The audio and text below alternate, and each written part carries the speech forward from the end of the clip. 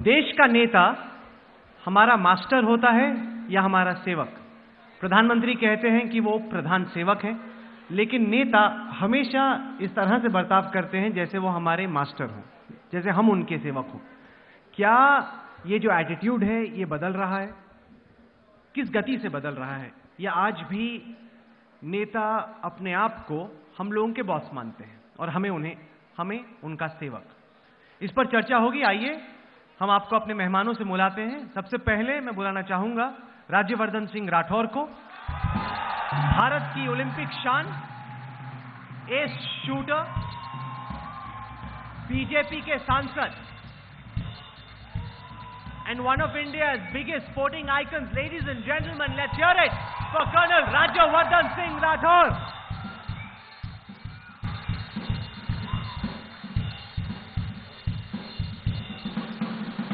मंच पर अब मैं बुलाना चाहूंगा आम आदमी पार्टी की लीडिंग लाइट, अरविंद केजरीवाल के खासम खास, पिछली सरकार में मंत्री मनीष सिसोदिया।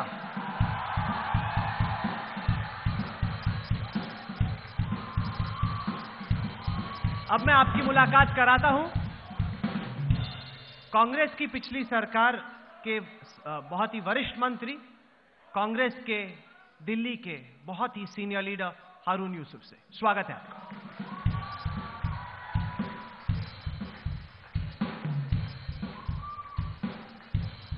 आप लोग पॉलिटिक्स तो काफी क्लोजली फॉलो करते ही होंगे और आप ये भी जानते होंगे कि इस वक्त दिल्ली में सरकार बनाने की जोड़तोड़ चल रही है। बीजेपी बैकडोर से एंट्री मारने की कोशिश कर रही है और तमाम लोग मुख्यमंत्री पद की रेस में हैं। उनमें एक प्रबल दावेदार दिल्ली बीजेपी के चीफ सतीश उपाध्याय। स्वागत है सर आपका।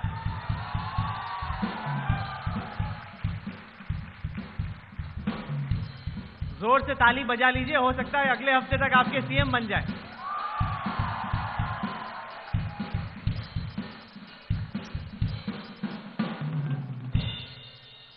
तो इस सेशन में हमने चर्चा करनी है कि नेता हमारे सेवक हैं या हम उनके सेवक, और नेता क्यों अपने आप को मास्टर मानते हैं। बैठिए आप लोग।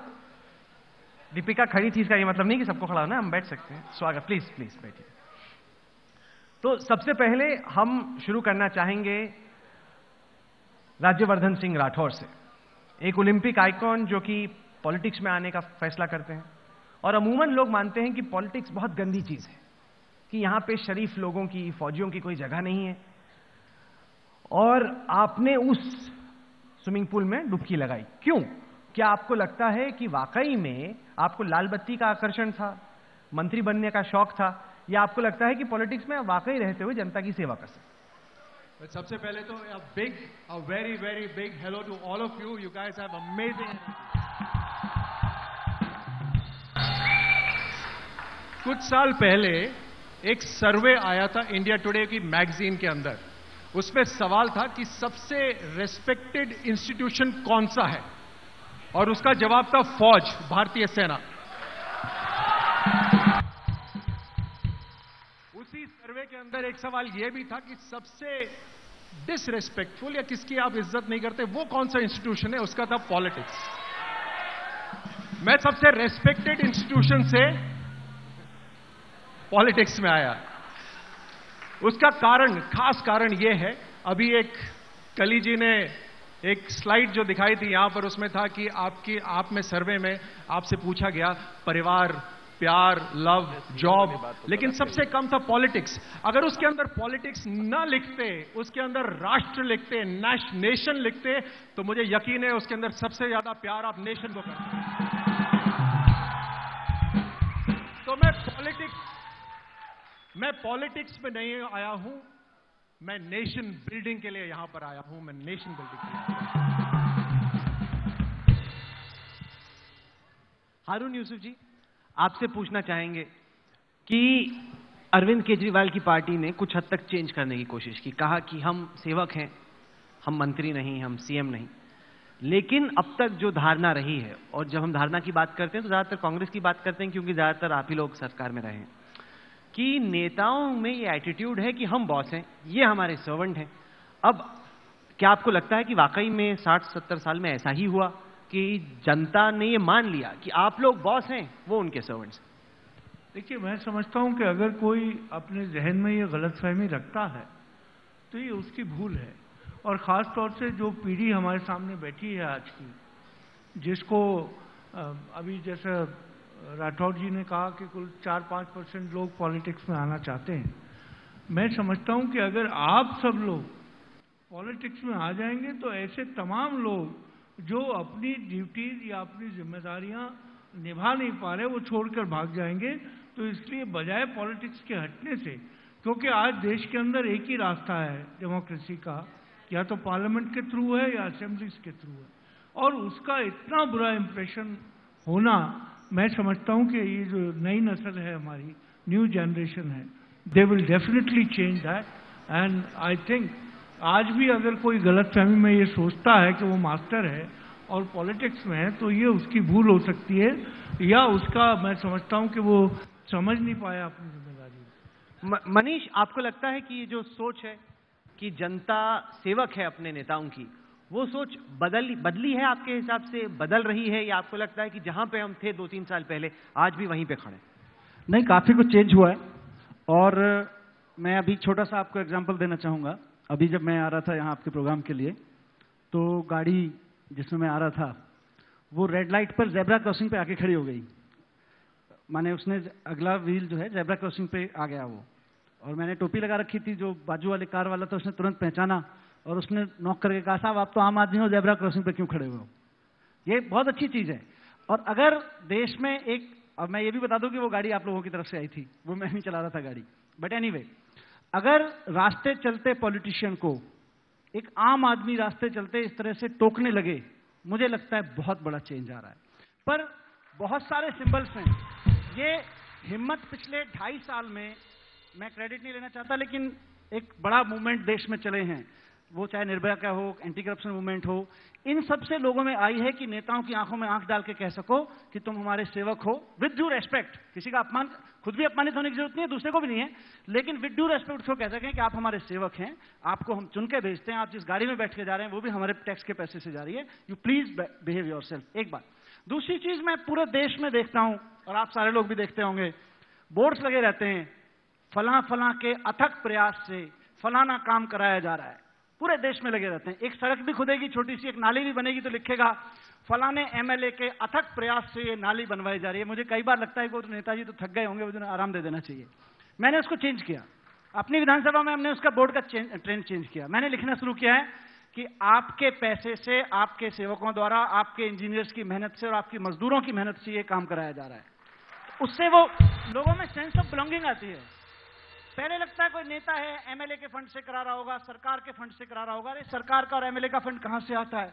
इन्हीं लोगों से आता है, हम सब से ही आता है। जब हम चॉकलेट तक खरीदते हैं, एक छोटी सी टॉफी भी मार्केट से खरीदते हैं, वहां से टैक्स का पैसा आता है, उससे वो लाल बत्ती में पेट्रोल डलता है। तो ये सेंस ऑफ बिलोंगिंग देश के हर आदमी में लाने की जरूरत है, और वो मुझे लगता है कुछ तो सिंबल्स तोड़ने की जरूरत है। आपको याद होगा, आम आदमी पार्टी जब सरकार में आई थी दिल्ली में, सबसे पहला ऑर्डर हम लोगों ने पास किया था कि कोई मंत्री लाल बत्ती की गाड़ी में बैठ के नहीं चलेगा। उससे बराबरी का एहसास होता है। सड़क पे चलते हुए नेता को देख के लगता है हमारे जैसा है, हम जैसा है, तो हमारा मालिक नहीं है।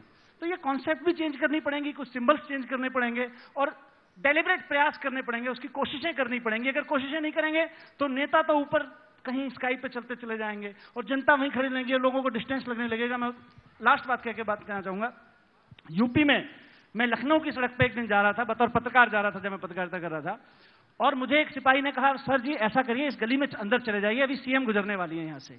मैंने कहा क्यों? सीएम तो सीएम है, सेवक हैं। बोले नहीं साहब, अगर आप गली में भी, मैंने कहा मैं पत्रकार हूं, ऐसे कैसे तुम कह सकते हो?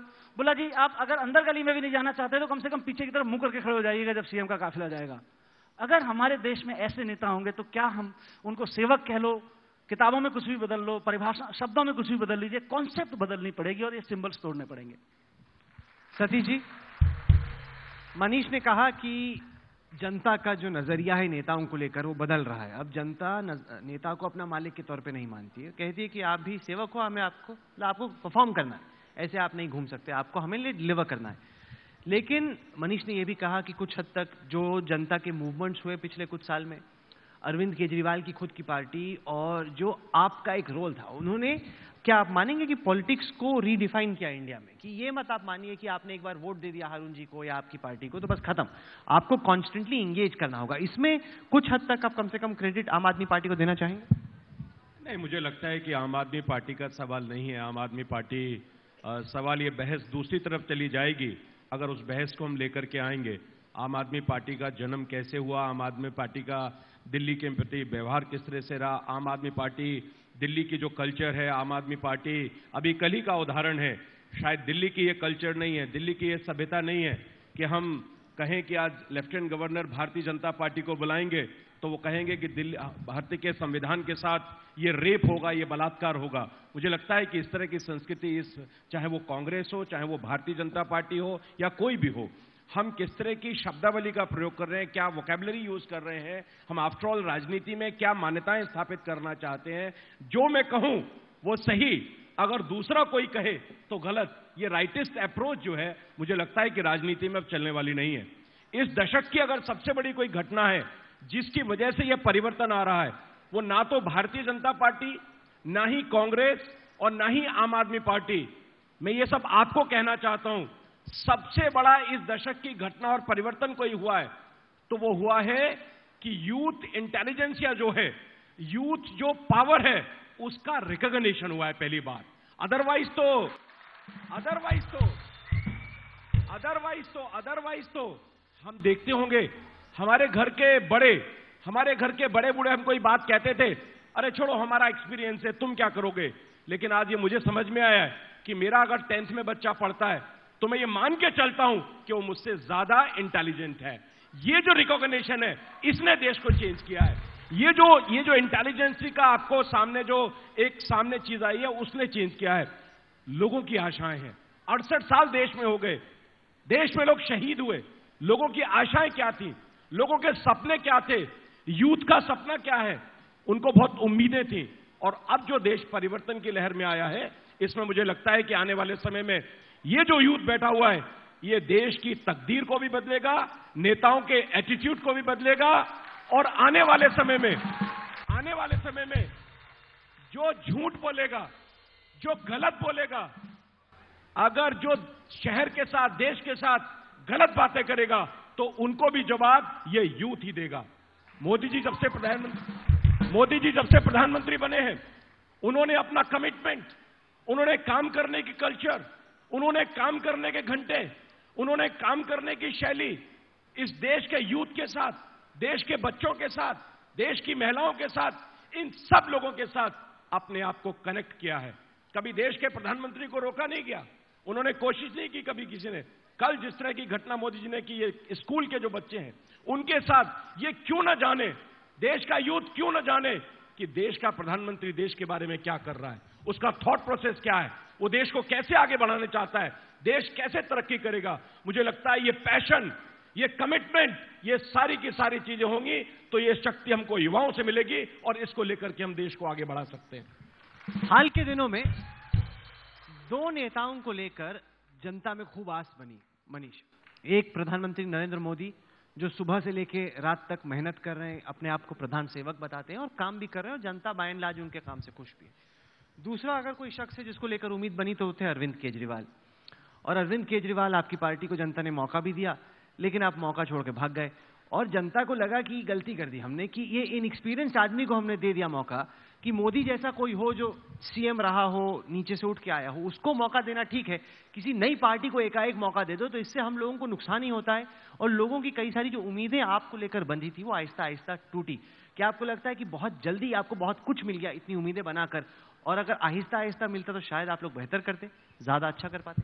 अगर यही सच है तो फिर तो सतीश उपाध्याय जी की पार्टी को चाहिए कि चुनाव करा देने चाहिए दिल्ली में।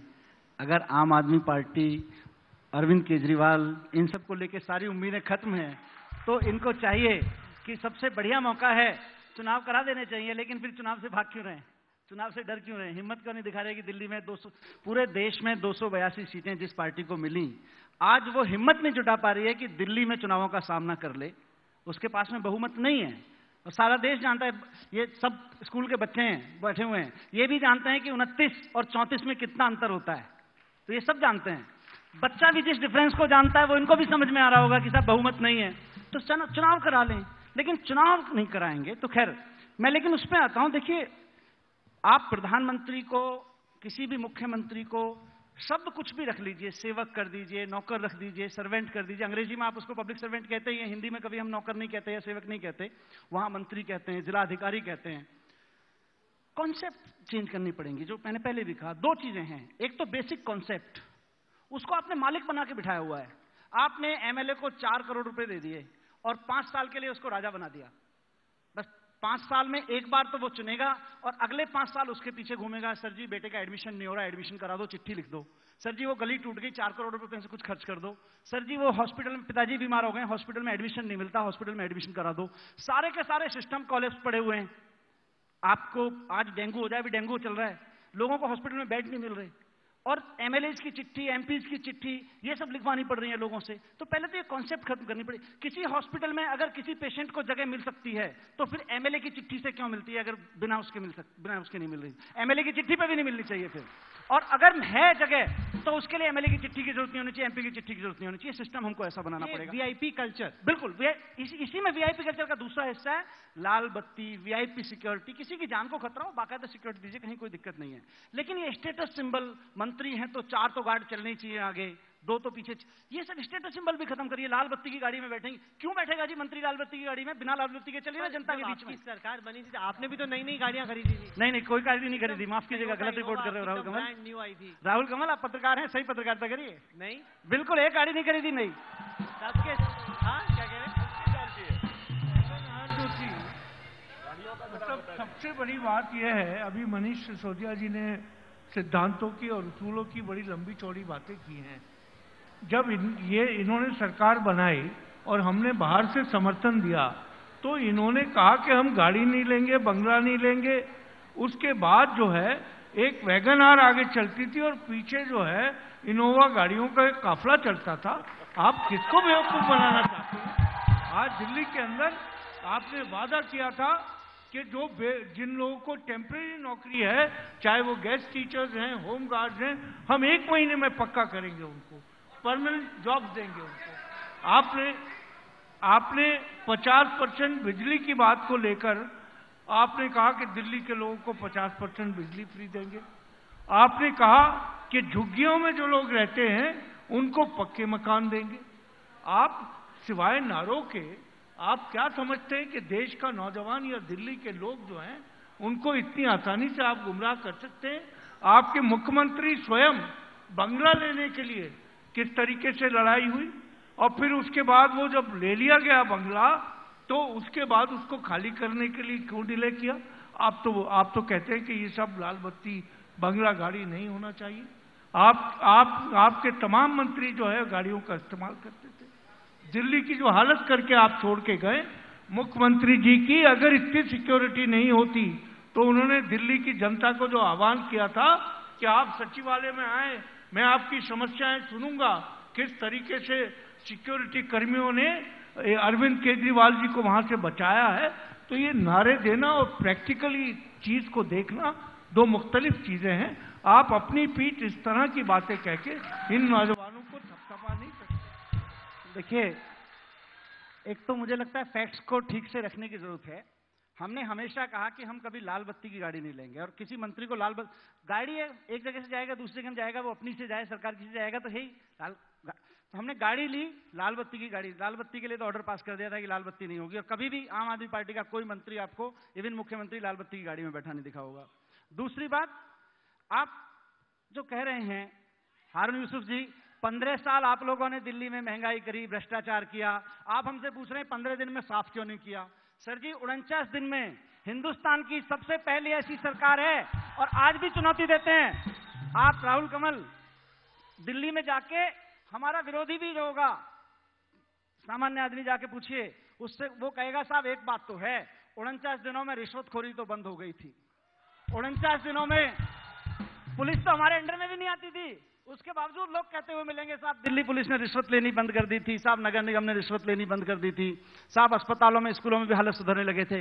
49 दिन में जितनी तेजी से आम आदमी पार्टी की सरकार ने काम किया और सिद्ध करके दिखाया कि महंगाई भी कम हो सकती है और रिश्वतखोरी भी बंद हो सकती है, ये सिर्फ 49 दिन में हमने करके दिखा दिया। आगे मौका मिलेगा तो 5 साल में और करके दिखाएंगे। पर एक इंपॉर्टेंट सवाल मनीष पूछ रहे हैं जो मैं चाहूंगा कि सतीश जी जवाब दें, वो ये कि अगर आप इतने कॉन्फिडेंट हैं कि मोदी जी की बड़ी हवा है दिल्ली में और बीजेपी बड़ी स्ट्रांग विकेट पे है, तो करा लीजिए चुनाव, जनता तय कर ले कि वो चाहती किसको है।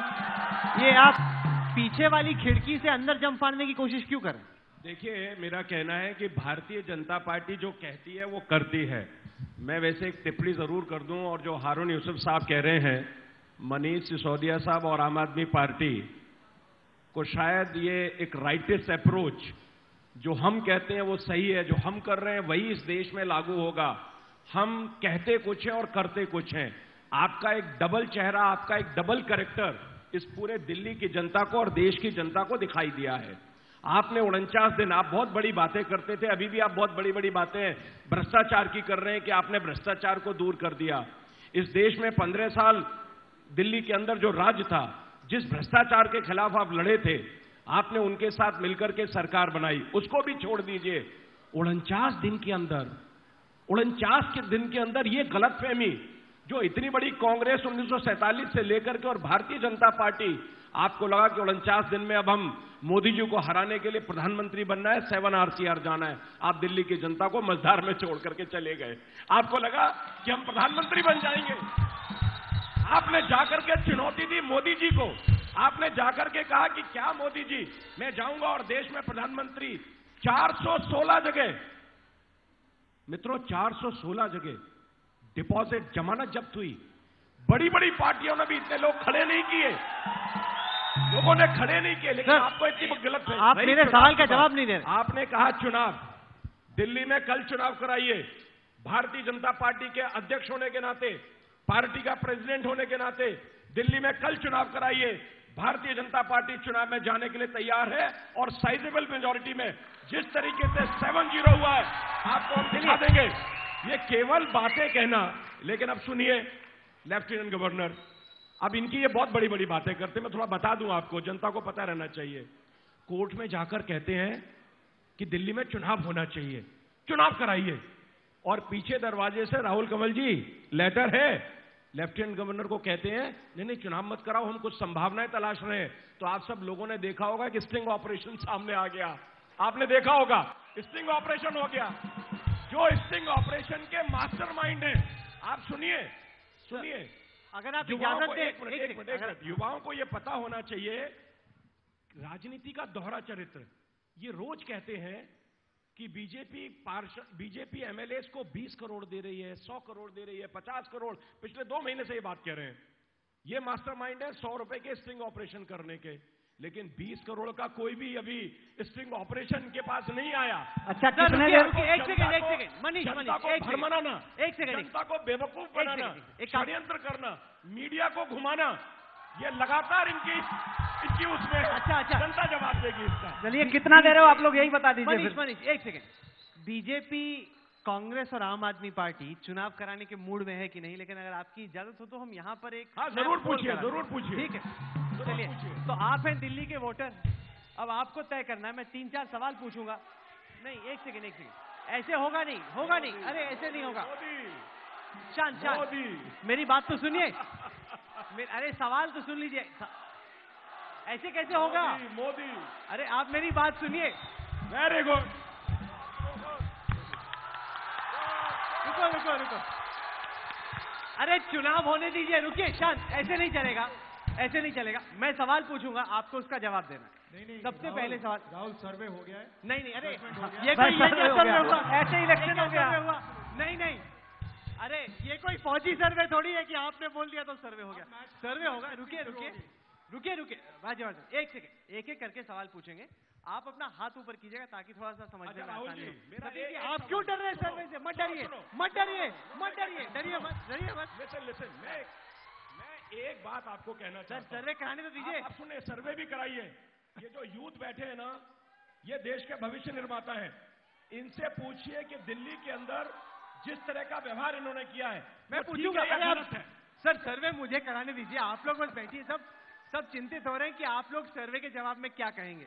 तो मेरा पहला सवाल, नहीं ऐसे नहीं, खामोश, बात सुनिए, ऐसे कैसे होगा? आप मेरा सवाल सुनिए, फिर सवाल का जवाब दीजिए, ठीक है? पहला सवाल ये, चलो पहला सवाल आम आदमी पार्टी को लेके पूछते हैं। क्या अरविंद केजरीवाल ने 49 दिन के बाद सरकार से हटने का, जो उन्होंने अपनी खुद की सरकार गिराई, क्या ये फैसला ठीक था या नहीं? Okay, 1 second. अरे दोनों हाथ ऊपर करोगे तो मेरे को क्या पता चलेगा आप क्या बोल रहे हो? एक हाथ ऊपर कीजिए। कितने लोग कहते हैं कि जो अरविंद केजरीवाल का सरकार को गिराने का फैसला था वो ठीक था? कितने लोग कहते हैं कि ठीक था फैसला? ठीक था, बहुत कम हाथ ऊपर उठे। कितने लोग कहते हैं जो कहते हैं कि अरविंद केजरीवाल का अपनी सरकार गिराने का फैसला गलत था? तो ये पहला सवाल हुआ। 1 सेकेंड, सारे पूरा सर्वे हो जाए फिर हम आपके पास वापस आते हैं। तो ये तो हो गया कि ज्यादातर लोग मानते हैं कि सरकार नहीं गिरानी चाहिए थी। क्या बीजेपी को इस वक्त सरकार बनाने की कोशिश करनी चाहिए? उनके पास मेजॉरिटी नहीं है। बात सुनिए, उनके पास मेजॉरिटी नहीं है, उन्हें जोड़ तोड़ करनी पड़ेगी। थोड़े एमएलए यहां से खींचने पड़ेंगे, थोड़े यहां से खींचने पड़ेंगे। लेकिन ऐसी जोड़ तोड़ की, जुगाड़ की सरकार अगर बनती है तो क्या आप लोगों को यह पसंद होगा? कितने लोग, सवाल सुनिए, कितने लोग चाहेंगे कि बीजेपी जोड़ तोड़ या जुगाड़ की सरकार बनाए? हाथ ऊपर करें। सतीश जी, राज्यवर्धन राठौर, गौर से देखिए आप लोग, गौर से देखिए, कितने हाथ दिख रहे हैं आपको? कितने लोग चाहेंगे कि जोड़ तोड़ की सरकार नहीं बननी चाहिए, जुगाड़ की सरकार नहीं बननी चाहिए? राज्यवर्धन सिंह राठौर, सतीश उपाध्याय जी, अमित शाह, नरेंद्र मोदी, गौर से देखिए। अच्छा, कितने लोग चाहेंगे कि इस वक्त चुनाव हो जाए, कि यही तय हो जाए कि हारून यूसुफ जीतेंगे, सतीश उपाध्याय या मनीष सिसोदिया, हम ही तय करते हैं ये लोग? कितने लोग चाहेंगे कि चुनाव हो जाए? ठीक है, तो अब ये हो गया इंडिया टुडे माइंड रॉक्स का स्नैप पोल। ऐसे ही तो होता है, पोल भी हो गया। चलिए अब एक एक करके हम इन चीजों को लेते हैं। आपको एहसास हुआ राज्यवर्धन राठौर की जनता नहीं चाहती कि आप लोग पिछली खिड़की से अंदर आए? और सबसे पहले तो मुझे ऑब्जेक्शन है कि एहसास शब्द, it is like your perception कि हम ये करना चाहते हैं, दैट इज ऑब्जेक्शनेबल। हम बिल्कुल नहीं करना चाहते। प्रधानमंत्री मोदी जैसा व्यक्तित्व का जो लीडर आया है वो कभी भी गलत काम नहीं करना चाहेगा। चलो, ये तो मान रहे हैं कि गलत है, ये तो मान रहे हैं कि इस तरह जोड़ तोड़ बना के सरकार बनाना गलत है। नहीं, पर फिर आप कोशिश क्यों कर रहे हैं? आप बोल दीजिए कि हमें नहीं बनानी सर, अभी बैठ के बोल दीजिए। आप तो दिल्ली बीजेपी चीफ हैं। 1 सेकेंड, ये तो दिल्ली बीजेपी के चीफ हैं। आप बोल दीजिए, सतीश उपाध्याय जी, ये मौका है आपका, बोल दीजिए कि हम नहीं बनाएंगे सरकार, जोड़ तोड़ की सरकार नहीं बनाएंगे। बोल दीजिए अभी। बोलिए सतीश जी, बोलिए। बोल दीजिए अभी, बोल दीजिए सतीश जी। चिंता नहीं करिए। देखिए, मैं आपके सामने, सबके सामने कह रहा हूं और यूथ के सामने, हम कोई भी खरीद फरोख्त 1% भी इस सरकार को बनाने के लिए नहीं करेंगे। नहीं, बिल्कुल नहीं करेंगे, बिल्कुल नहीं करेंगे। अरे फर्क है सर, फर्क है। सुनिए तो सही, फर्क है। आप कह रहे हैं कि खरीद फरोख्त नहीं करेंगे, ये थोड़ी कह रहे हैं कि हम सरकार नहीं बनाएंगे। नहीं, मेरी बात सुनिए। आप सरकार बनाएंगे। आप सुनिए, अगर आपको ये जो यूथ बैठे ना, इनके सामने सीरियस और गंभीर बहस करनी है तो आपको हर चीज का फिर आपको लेफ्टिनेंट गवर्नर को यहां बुलाना चाहिए था। और लेफ्टिनेंट गवर्नर क्या कहते हैं, कॉन्स्टिट्यूशन क्या कहता है, ऐसे नहीं होगा। आप उनको बुलाते और उनका प्रोस्पेक्टिव सुनते तो बात समझ में आती। एक बात मत करिए, हमने कहा है आपको, हम कोई खरीद फरोख्त नहीं करेंगे, कोई हम जोड़ तोड़ नहीं करेंगे, पर हम सरकार बनाएंगे। कॉन्स्टिट्यूशन हमारे पास मेजॉरिटी नहीं है, फिर भी हम सरकार बनाएंगे। कॉन्स्टिट्यूशन को ब्रेक मेजॉरिटी तो है नहीं, हम जुगाड़ की सरकार बनाएंगे। क्यों बनाएंगे? आप शब्दों का चयन जो कर रहे हैं Rahul Kamal ji, I have a serious objection. I have a serious objection. मैं इन सबके सामने कह रहा हूं, ये पंचायत बैठी है, सीरियस ऑब्जेक्शन। हम जोड़ तोड़ नहीं करेंगे। हमने कहा हम कोई जोड़ तोड़ नहीं करेंगे, बिल्कुल नहीं करेंगे। पर आप सरकार बनाएंगे। लेकिन हम जो भी करेंगे कॉन्स्टिट्यूशनल करेंगे, संवैधानिक करेंगे, असंवैधानिक कुछ नहीं करेंगे आम आदमी की तरह से। मनीष, आपने अभी देखा जब लोगों से पूछा गया कि क्या केजरीवाल ने अपनी सरकार गिराई, ये फैसला ठीक था, लगभग सभी लोगों ने बोला कि गलत था, बहुत बड़ी गलती की, शायद इनएक्सपीरियंस थे इसलिए गलती होगी बहुत बड़ी आपसे। ये तो हम भी कह रहे हैं पहले ही कि जो सरकार हम लोगों ने छोड़ी, वो तो अरविंद केजरीवाल भी कह रहे हैं, हम भी कह रहे हैं कि हाँ जी, ये तो गलती हुई थी, सरकार से इस्तीफा नहीं देना चाहिए था, जनता के बीच में जाना चाहिए था। तो हम बार बार कह रहे हैं। पर हारून यूसुफ जी, और खुद एंडोर्स कर रहे हैं। आपको चिंता, यूसुफ साहब सवाल सुनिए ना। लेकिन राहुल एक मिनट, राहुल एक मिनट, अभी इसी संसद से मैं एक चीज पूछना चाहता हूं। ये संसद भी बन गई। हाँ, ये संसद है, सबसे बड़ी संसद तो यही है, पंचायत से संसद। जनता से बड़ी संसद देश में कुछ नहीं होती। मैं एक चीज पूछना चाहता हूं जी, थोड़ा सा सीरियस, कि कांग्रेस वाले लोकपाल बिल नहीं बनने दे रहे थे, भ्रष्टाचारियों को जेल भेजने का कानून नहीं बनने दे रहे थे, बीजेपी वाले तो उसका विरोध कर ही रहे थे। हमने कहा था कि हम सरकार में आए हैं तो भ्रष्टाचारियों को जेल भेजने का कानून बनाएंगे। वो सरकार हमको चलानी चाहिए थी क्या? चलानी चाहिए थी? अगर कोई सरकार, आप अपना ओपिनियन पोल थोड़ी कर सकते हैं कि आम आदमी पार्टी का लगे। नहीं, इसलिए मैं बोल रहा हूं क्योंकि सवाल पूछने का तरीका है। हाँ। एक सवाल आप पूछते हैं, उसी सवाल को मैं दूसरे तरीके से पूछ सकता हूं, तो आंसर दूसरा आएगा। अच्छा, पर हमारा वक्त भी थोड़ा खत्म हो रहा है। वक्त का ध्यान रखिए।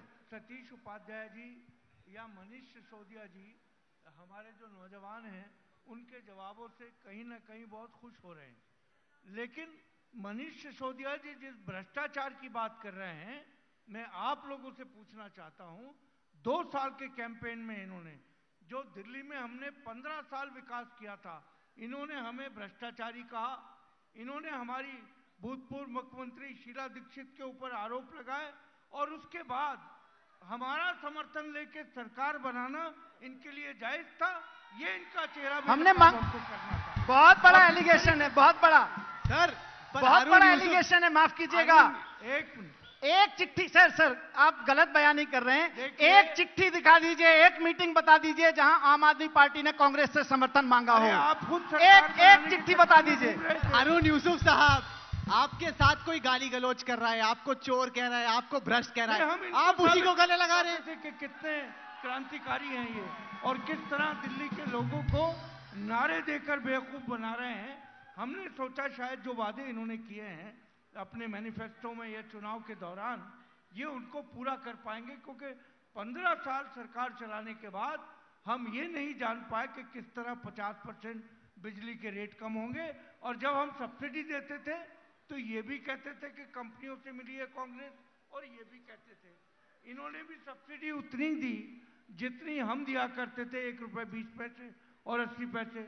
और ये जो हमारे मनीष सिसोदिया जी हैं, हारून यूसुफ मैं इनसे पूछना चाहता हूँ, पिछले 2 महीने से लगातार ये भी इसी फिराक में थे कि कांग्रेस दोबारा इनको समर्थन दे दे और फिर ये सरकार बना। चलिए इसके आगे राहुल, रास्ते से। लेकिन मेन चीज ये है कि हमने बिजली की सब्सिडी दी, हमने बिजली के दाम आधे करके दिखाए, और सबसे बड़ी चीज जो हमने की, हम अगर कह रहे थे कि भ्रष्टाचार हुआ है, हमने उजागर भी किया था और हमने उसके खिलाफ एफआईआर भी कराई थी।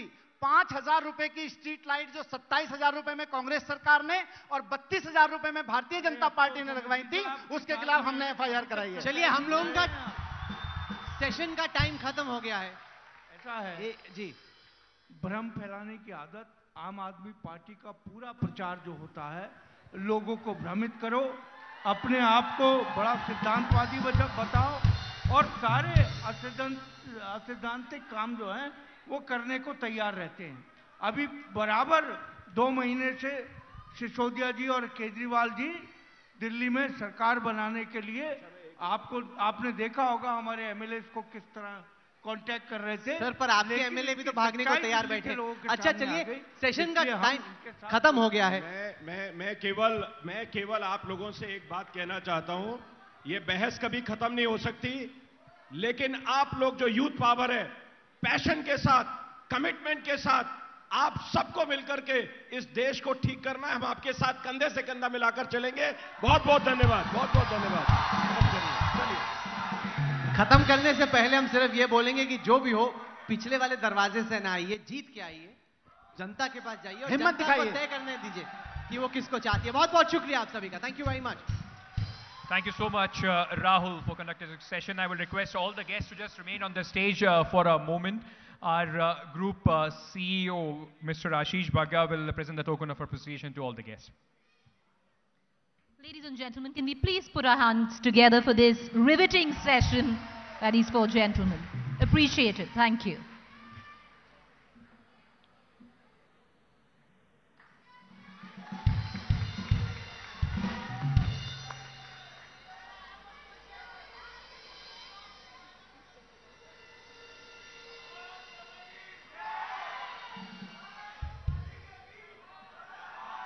Thank you, gentlemen. Thank you. Appreciate it.